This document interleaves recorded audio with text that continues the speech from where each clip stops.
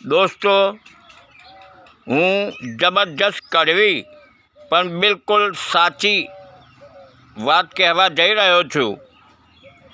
રાવણ તમામ રૂપો ધારણ કરી શકતો હતો, ગમે તે રૂપ લઈ શકતો હતો, તો તેણે સાધુનો વેશ કેમ ધારણ કર્યો?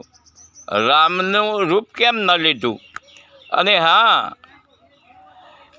કોઈ પણ ભગવાન કે દેવી દેવતા જે છે તે સપનામાં આવીને તમને હવન કરવાનું કહે છે, મંદિર બનાવવાનું કહે છે, ઘણી દેવીઓ રમેણો કરવાનું કહે છે, પરંતુ એક પણ ભગવાન કે એક પણ દેવી તમને સ્કૂલ બનાવવાનું નથી કહેતી, કોલેજ બનાવવાનું નથી કહેતી, હાઈસ્કૂલ બનાવવાનું નથી કહેતી અને દવાખાના બનાવવાનું નથી કહેતી. કેમ કોઈ દેવી કે ભગવાન તમને આવું નથી કહેતો અને ફક્ત હવન અને મંદિર બનાવવાનું જ કહે છે?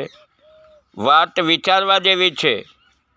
ન સમજાય તો ફરીવાર સાંભળો, વિચારો અને હોશિયાર બનો.